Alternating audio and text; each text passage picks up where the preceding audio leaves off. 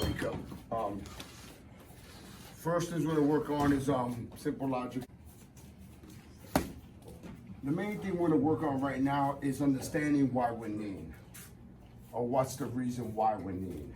When the whole thing is, the main thing is to understand when you're doing knees, they're called a cow, which means to knee, right? The knee itself. Muay cow, which is boxing with knees. You know, you're fighting knee style of fighting. You want to keep your feet more facing him, even if you turn them both to him. Okay? If you're looking for your knees. So if you're here, he faces more here. He wants his hips more exposed to me. Okay? That's what he's looking for, to get his knees in. Okay? Now it's up to you if you want to keep both feet straight, but you got to know when you're keeping your feet straight, you got to be able to use your teeps in between to be able to throw your teeps if I'm coming forward. Let's go a little bit on the angle right here so he can be able to see us easier. So if you're coming this way, your weapons want to be your hands to control anything. This is what we call the elephant's tusk. So if I'm coming in, he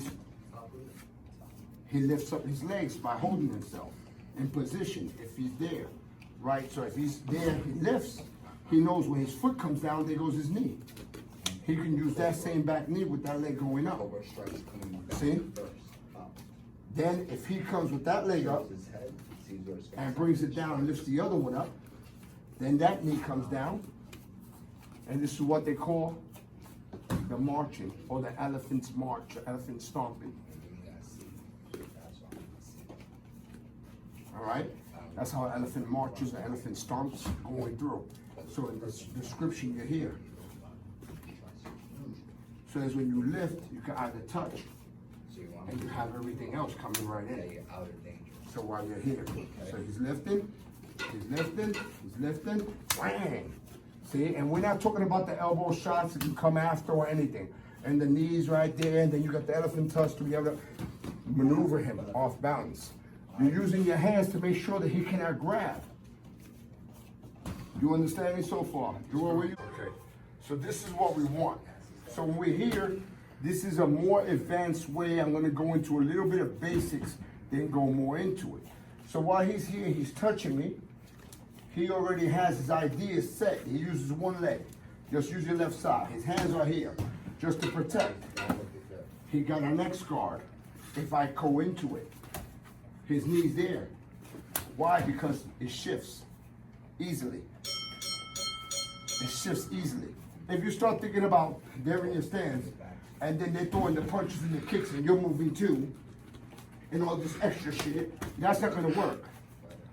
Your mind has to have the agenda of what you're going to do. I'm controlling my force that's coming to me. The force is coming to me. I am touching to keep him away from me. He breaks that situation, boom. He could even use that same leg when he's touching me and shift it, boom. Now he pushes me away, which sets something else up for himself.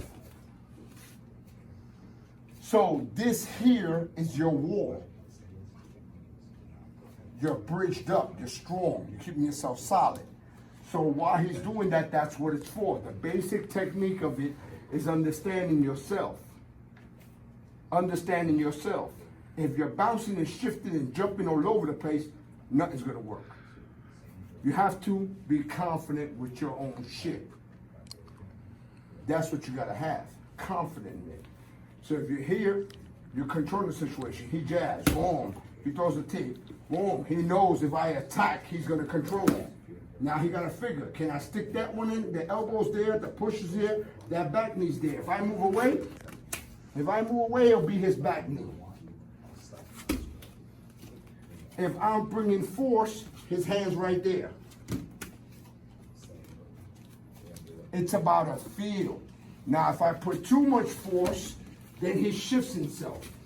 Right off me, he slaps his hands. He controls, moves his body. He got his knee again.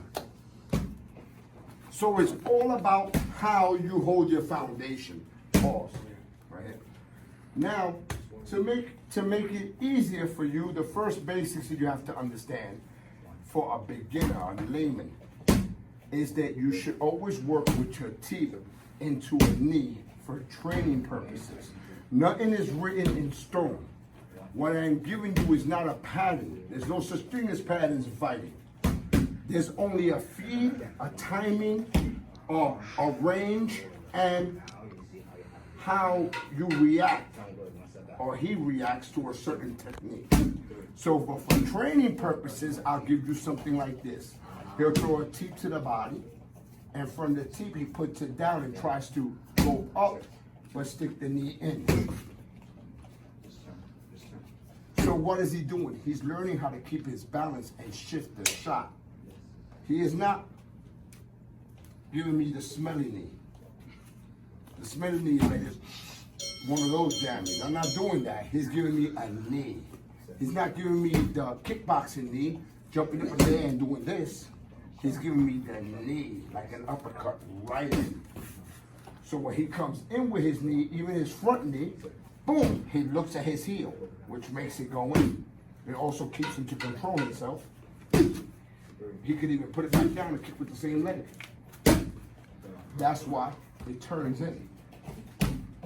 So while he's here, he's going to start with the training purpose, the teeth.